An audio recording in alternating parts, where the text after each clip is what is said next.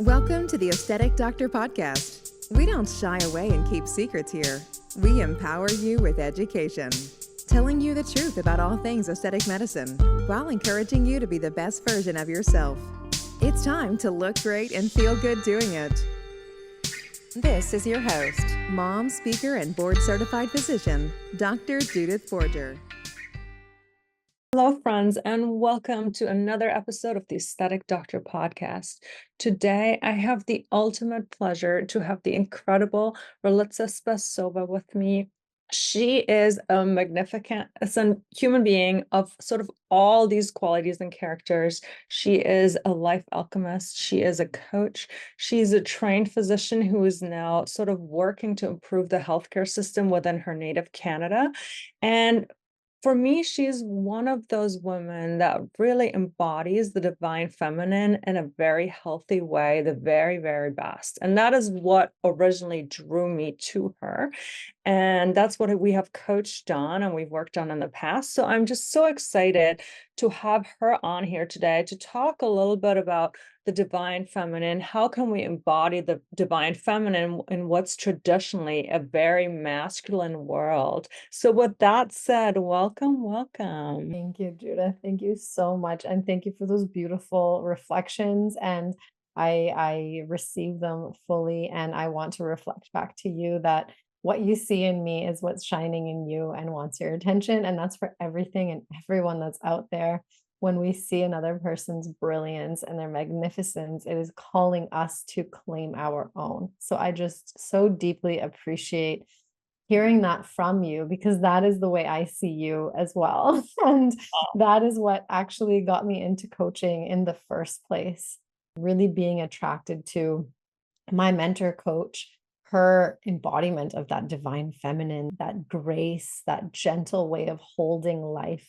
That was just so powerful for me. And I thought, wow, I need more of that. And so hearing this reflection from you is just, it brings life full circle. And I just really genuinely appreciate that. And I love that that's what you see in me, to be a stand for this for others. So thank you. And thank you for having me here today.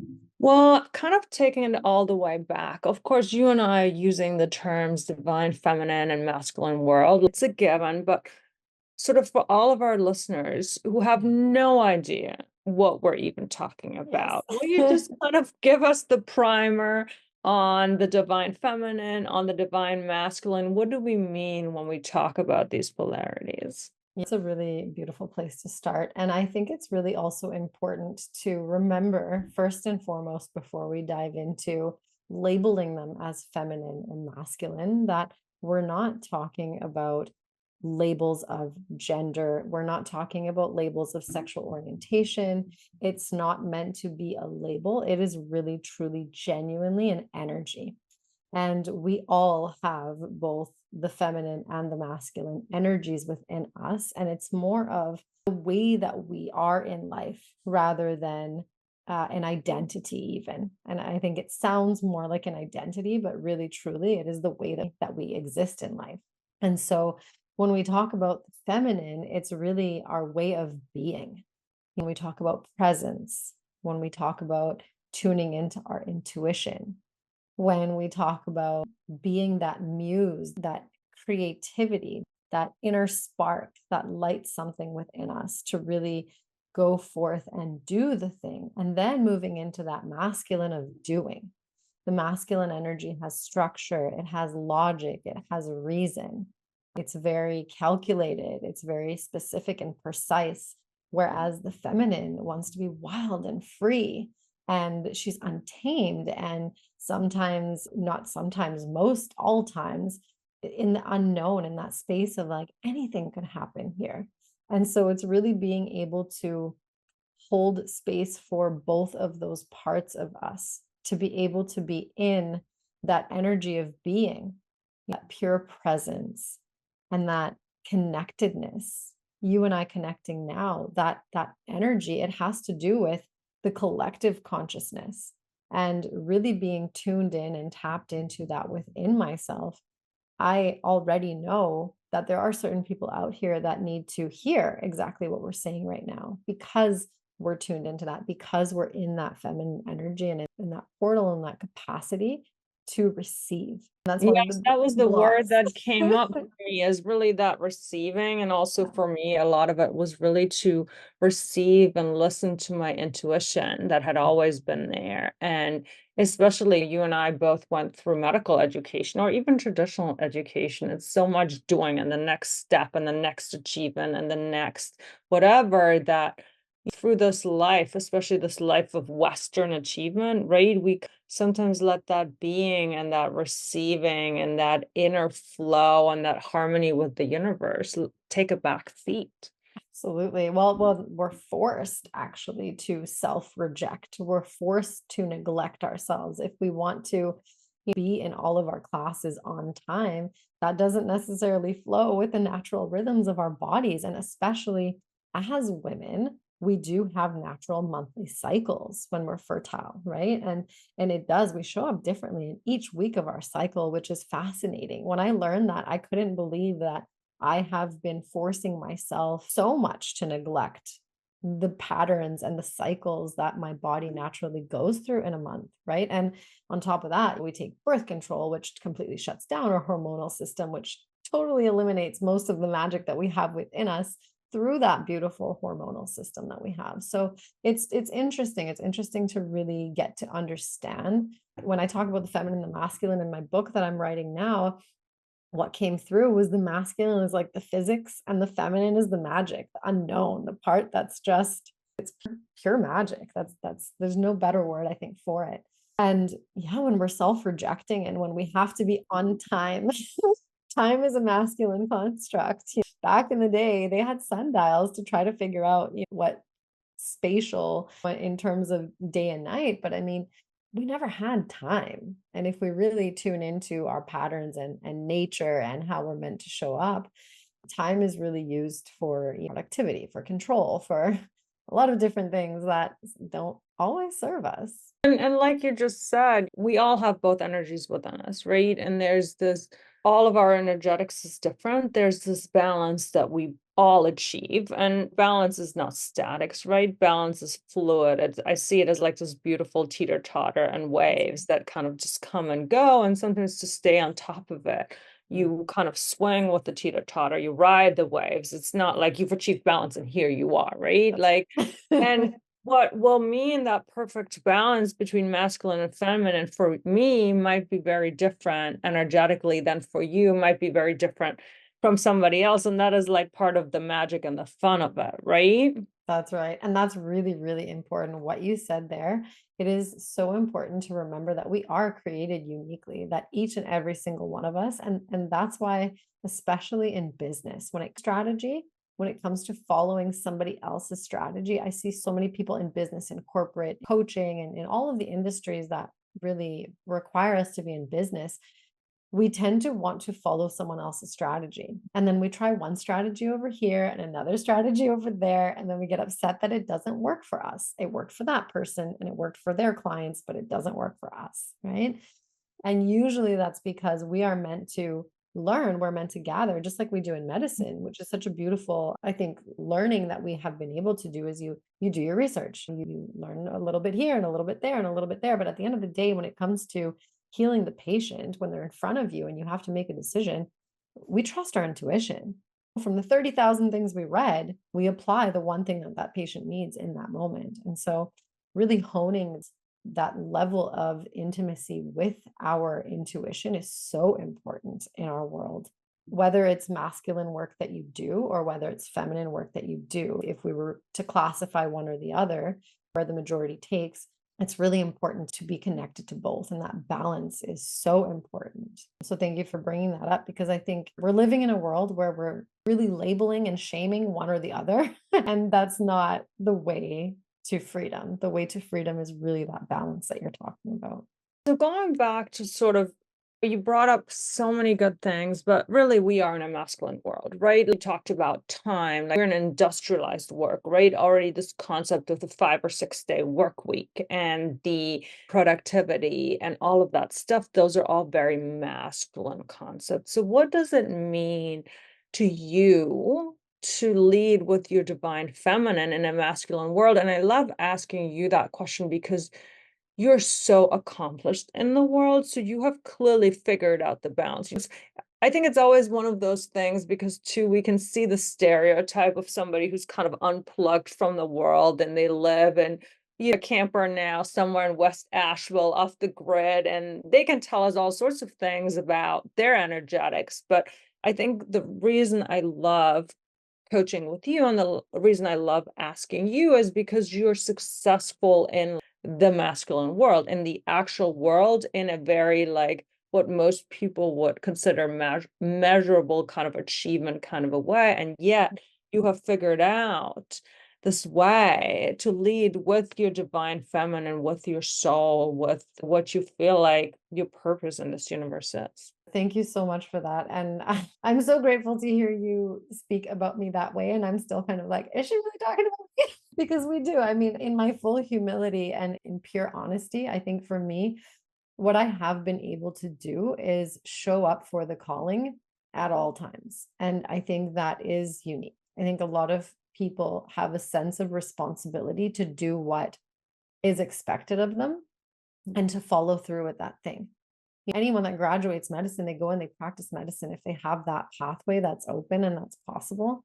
For me, the way that my path happened, I was very much in trust. It was like one grade away from the thing that I was going for, or it was one step away from, and it was a closed door. And for me, it was not going into the shadow. It's not going into the judgment and the shame and the blame and the really how I'm not worthy or how it's such a bad thing and what a failure, but really seeing life as happening for me.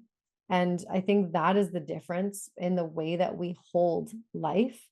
It's this really beautiful trust and respect for life showing me where I'm meant to be and not me bulldozing through life and saying, no, you told me no, but I'm going to do it anyways. And I've, of course, I've been there too, but I've learned through doing that. I actually went through that self-rejection and through really being adamant about holding on to what I want.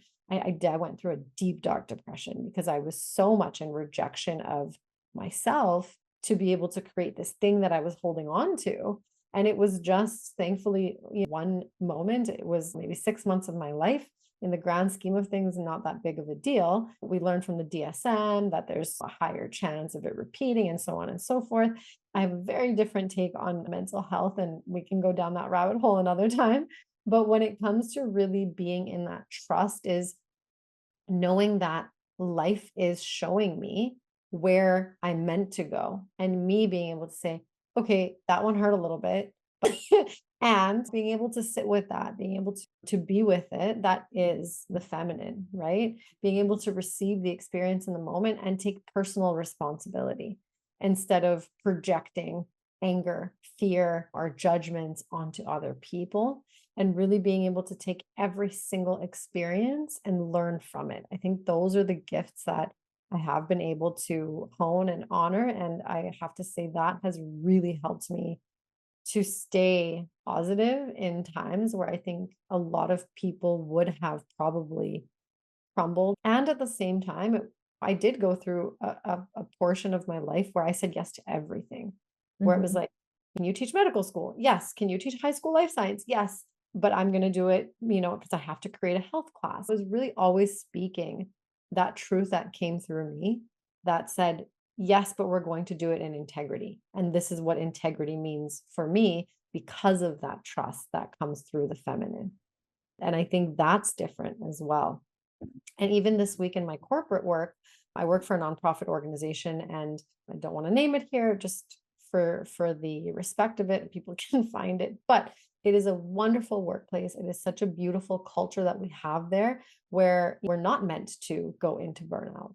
Our managers, our leaders, our senior leaders, it's true conscious leadership. They know how much work is on all of our tables, and we have unlimited sick days, and we're expected to take them. We're expected to actually create those boundaries and honor ourselves. And so this week I'm taking off because I really felt like it was all becoming way too much, and I was losing my capacity to balance it. And it's that personal responsibility that we all need to take. We need to stop blaming the system. We need to stop saying that it's someone else's fault.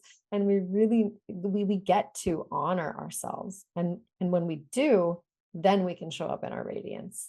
Then we can really guide and be guided to do the thing that is in that feminine and masculine balance. I love that you're saying that, because I think this is like a really important thing, sort of talking about mental health and personal responsibility, and maybe that is truly like the thing about being in our feminine, right? Is not to bulldoze through and neglect ourselves and go into burnout. Unfortunately, especially in healthcare and really everywhere, people are experiencing a lot of burnout. I've experienced it, and I've recently made a big sort of job change where I'm kind of doing more locums, and it gives me more freedom, more creativity. Still, I realize I still wanted to keep my skills, which is why I'm doing locums, but really focusing on my med spa, my children, my coaching business, building retreats, which is something I've always wanted to do. And it's that same thing. It's not the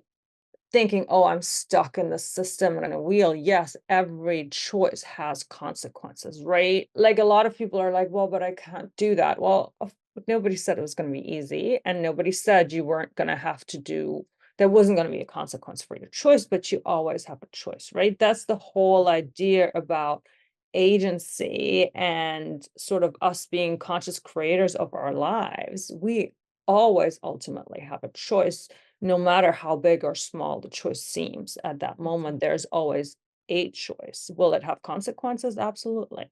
But there's still always a choice. That's right. And you said it. That is the difference between being in a life where we're watching our life kind of just go by and happen, and we're there, but we're not really in it, versus taking that personal responsibility for our sovereignty, regardless of what society says, regardless of the expectations of our partners, our families, our careers, what we're being asked to do.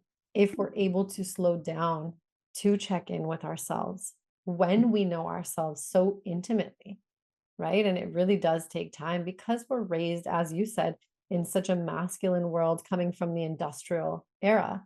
We are literally forced into spaces that they are almost factory lines of whatever whoever's vision is, but it is a factory line to create that thing that was made in that workforce, right? And right now in our world, we're being called into integrity, into really being in that alignment, that 10 out of 10 alignment, where when we notice something that's out of integrity, when we notice something that is taxing to our system, taking advantage of us, where it's not an energetic exchange, where it's not in that honor and that sanctity of why we're here to live our purpose, to be able to live it passionately, right? We're not meant to be burnt out. No one, our employer does not get the most of us when we show up and we're bringing little parts of ourselves. Our family members don't get the most of us. We are doing the biggest disservice to humanity,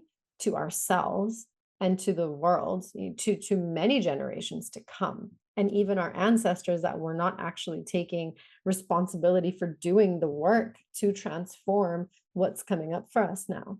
And the world, the way it is now energetically, exists because it's an accumulation of all of the acts that humans have taken. And we have the opportunity to take the momentum and the energy that we're in and transform it into something that is so much lighter and so much more easeful and beautiful and energetically aligned, that when we take that day or that hour or that 5 minutes or even that 30 seconds to take a deep breath and tune into our hearts, tune into what is really coming for us through that. I have the P3 alchemy method. It's passion, purpose, and potential. And it starts with us. It starts with a simple breath and then trusting it and then acting on that.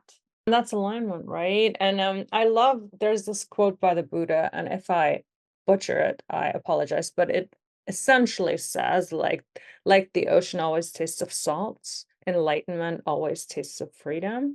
Is that when you are in alignment, it is always that openness. It's always that towards. It is this universal feeling of not being closed off and shrunk in panic. It's always that feeling of open and towards. And maybe the next thing to do, and I guess I'm going to ask you about the next things, but a lot of times, like when people ask me, how do I even start? I feel like I'm so far from that, other than what you already said with the breath.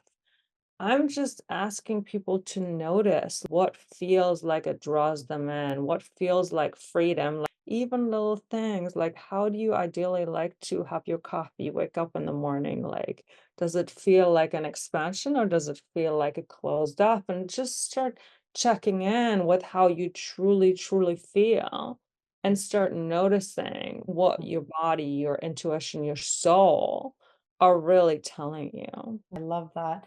Yeah, I mean, there are a lot of steps to really fully embodying ourselves, and that is what's been coming through me. I would say for the past 5 years or so, Authenticity Calling was born in 2020, the vision of Authenticity Calling, and it's taken so many forms, and it is truly the guidance back home to yourself.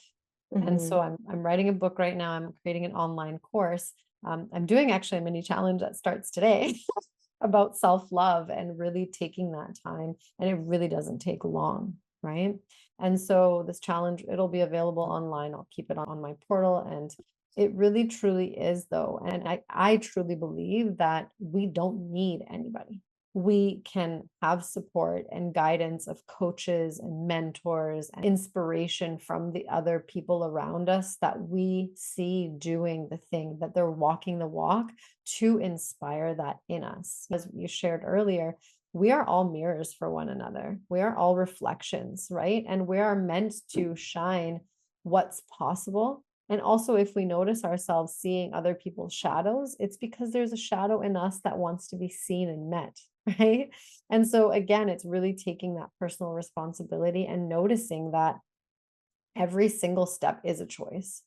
And, that what you described is what I teach my clients, and that embodied decision making. It's beautiful because if we take a moment before we make a decision and we ask ourselves to put ourselves in that space of what does yes feel like and what does no feel like, or whatever the options are, when we clearly define them and we step into one or the other, one is going to feel contracted and tight and the other one is going to feel expansive and, like you said, leaning in, right, versus leaning away or getting small. And that is trusting energy rather than going into our minds, which we're used to doing, right? We're used I to can rationalize everything, right? That's right. Like, and again, how many times, even in plain language, have we said, oh, I had this feeling, or I had the red flags, or I had the this and that. And we're so good at being put on paper. This looks so amazing. Like, right? Bypass it. My parents said I should, marry Right. XYZ. That's right. So I guess that would be my other question, seeing that we're kind of on practical tips. If somebody is curious to kind of work more on their divine feminine embodiment, or they're listening to this conversation, they're like, wow, this is a really interesting conversation. And we're going to later go into exactly how they can find you. But what are some practical tips and tricks and tools, or some practical couple of steps that you could share with podcast listeners that they can do now?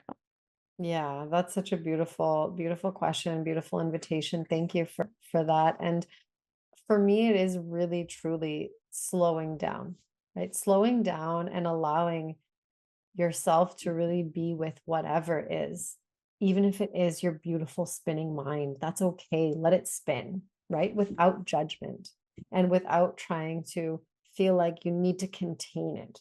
Releasing this false belief that we're meant to be in control. This sense of control is so strong, and it's so unfortunate because the stronger we try to hold on, the more evasive it is. So really, I would say slow down, number one. Create time and space in your calendar to slow down, right? Notice the energy. What you shared is so important. Being able to take a moment to really tune in and honor what yes feels like and what no feels like. Being able to honor our voice, being able to speak our truth. Vulnerability is not easy. It has been one of my biggest growth edges, and I'm going through another transformation right now. And being able to share vulnerably where we're at and what wants our attention and our energy to be able to be transformed. Taking every life experience as a learning and really seeing how it's serving us. When we slow down, when we tune in, we get to transform it. And we don't always have to be in the shadow. We don't always have to be in personal development work. We don't always constantly have to be looking for problems. That's the other thing. That's kind of like the shadow of the coaching world, is there's always got to be something that I'm fixing. No, enjoy your life as it is. Gratitude and appreciation for things the way that they are is so important, and it's so magnetic. And then the last part is really, and this is probably the most important part, is being in service, right? Really showing up to do the thing we're good at, to do the thing that we're gifted at, and honoring our gifts for what they are, whether that's with our family members, whether that's with friends, whether that's in our careers. You're exactly where you are as you are. And if you have an internal drive to say something, if there's something that you're passionate about, you are meant to serve that place and that space in that truth. So really being able to take personal responsibility for it and do it in a way that obviously it doesn't light a fire in the system that you're in, doing it in a way that's gentle, doing it in a way that's with grace, but really taking that personal responsibility for your purpose in the world and doing that thing. And I mean, sometimes it does require hiring support or having a mentor or whatever that might look like for different people in different spaces. But I truly believe that all of the answers are within us. So if we can slow down to ask ourselves the questions, the answers are there. That resonated so deeply with me, because really the one thing that came up for me when you said that you also said was that, some of it is just really to feel it, not just to fix it, right? Because again, that masculine construct is like you said, like, let your mind spin. You don't need to fix it. Sometimes just observing it, and be a curious observer, not a judgy observer, a curious observer. And then I also really just resonated with what you said about gratitude. Again, I'm not talking about we gaslighting ourselves, That's right? right. If you're not at the point yet where you think this is going to be for the best, don't people say, oh, this will be for the best. No, you might not quite be there yet, but you can still be grateful for today, for your breath, for your family, for being able to pay all your bills, for your pets, for sunshine, for all of the things. I don't mean like this fake gratitude, as I said it. And I think that's also the one thing that you and I were talking about, and maybe it's worth mentioning it directly, is that a lot of this is being in the authenticity of your feelings, right? It's okay to say today's a hard day, because that's much more authentic than sugarcoating. And that's also how you get your trust with your own self back. That's right. That's right. So important. Yeah. And I just want to jump in and also mention affirmations. People love to use affirmations. And I think as powerful and beautiful as affirmations can be, there's a shadow side to them. And that exactly what you said is that bypassing of our truth. You're not going to affirm your way out of a shitty situation. So I don't know if I'm allowed to. Sorry. That's okay.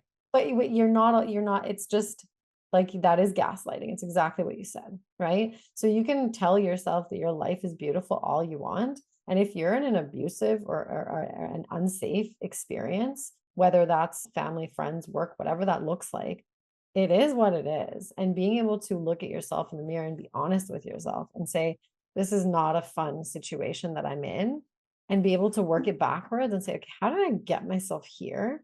And how can I get myself out? I think that is really important, because if we bypass all of those experiences that are actually, the blocks are not in the way. The blocks are the way.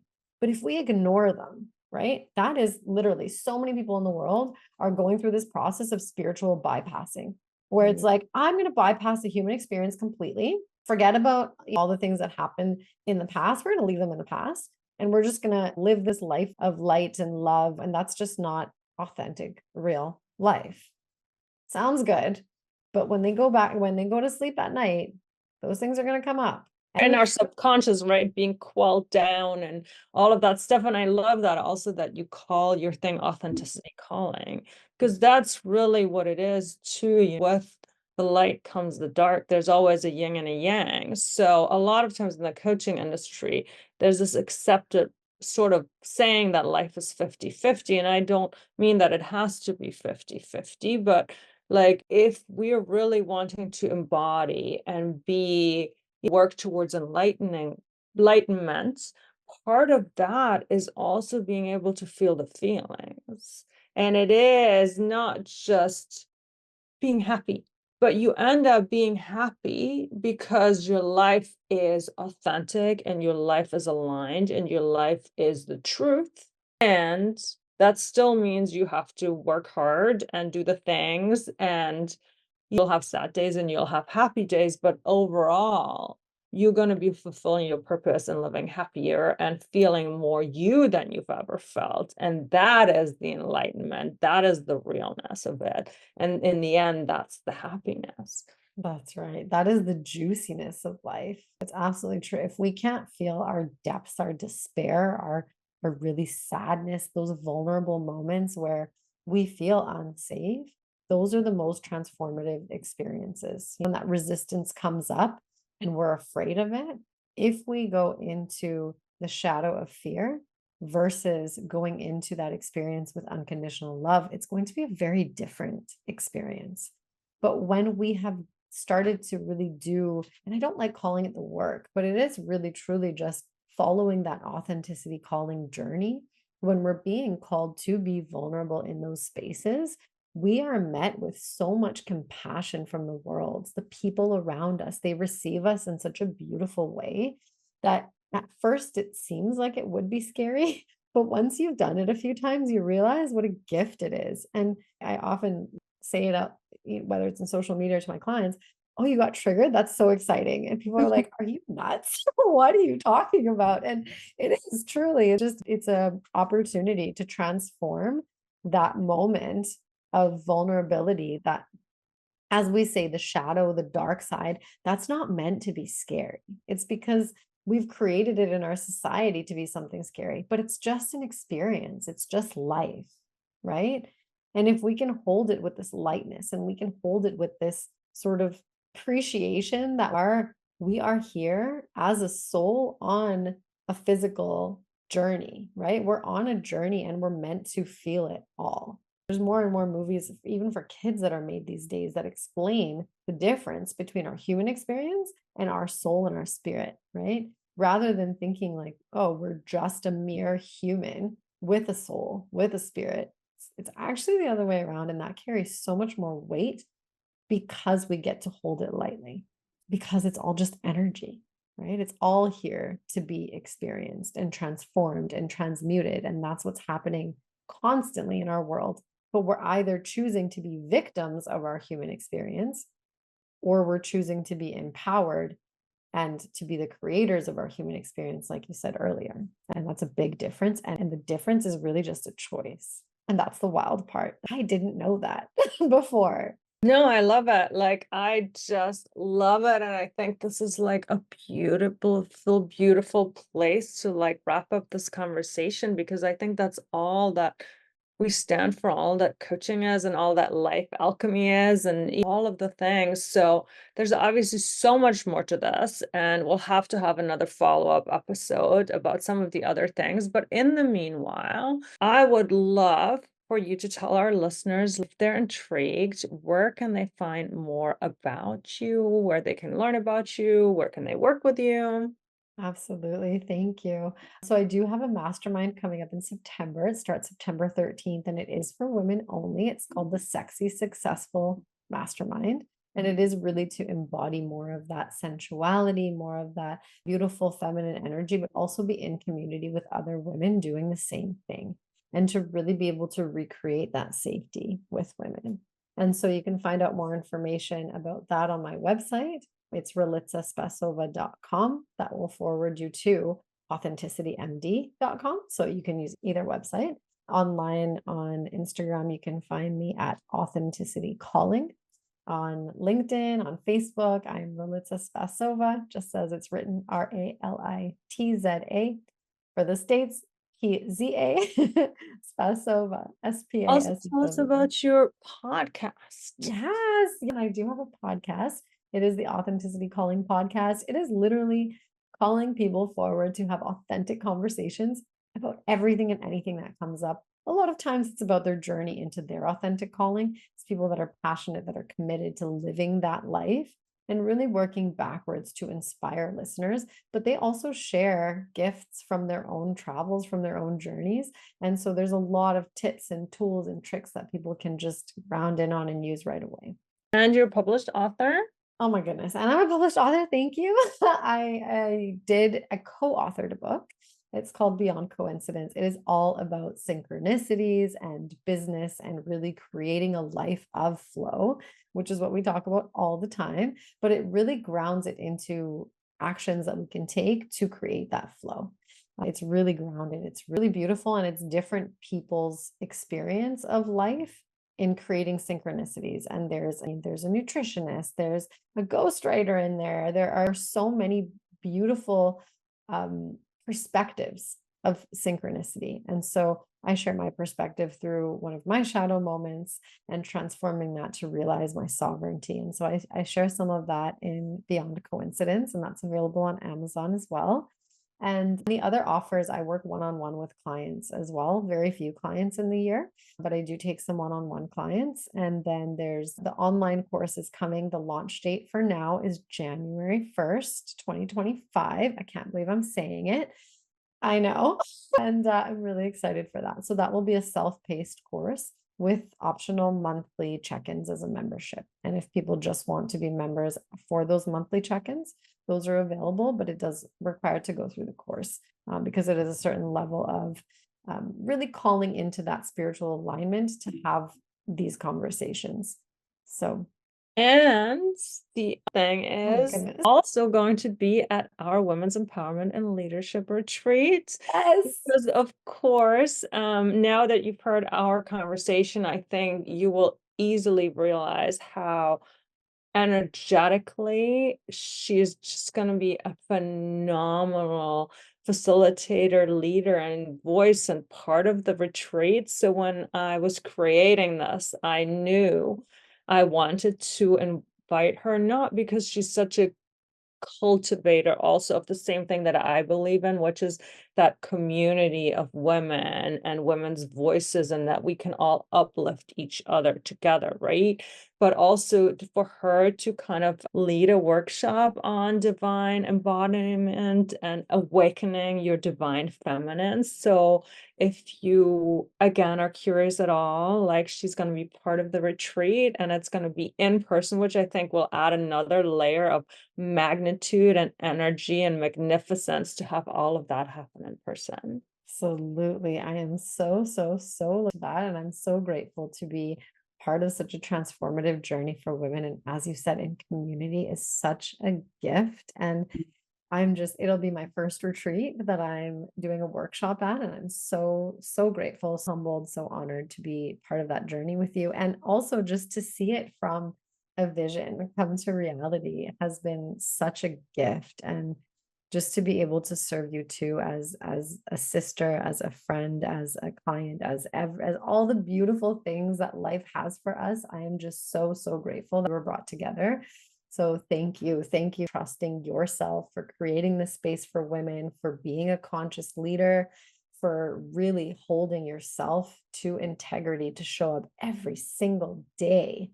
And it is work. Like, I call it aligned work, and I call it, we can create it in an easeful way, but it is work and it is a commitment. And I just honor you so much for doing that work and for showing up every day in your radiance. And just thank you. Oh, well, I so received that, and I reflect that all back to you. Thank you so much for coming in my life. And again, we were just brought together sort of by chance, and we immediately clicked and our energy connected. And it's been like a beautiful journey of co-creation ever since. So thank you for always being who you are. And for today, for sharing your wisdom and your love on this podcast. And can't wait to hug you in person, really, in April. So thank you. It feels like we've hugged before, doesn't it? Like, I can't believe we haven't seen each other in person. It's been such an intimate experience. Thank you. Thank you for those reflections. And I can't wait. I'm so excited for it. All right, people, I think you're just going to have to join us. If not, check out all of the things that Ralitza has, and I will see you on the next episode of the Aesthetic Doctor podcast. Bye. Thank you for listening to the Aesthetic Doctor podcast with Dr. Judith Borger. We'd love to connect with you outside of the show.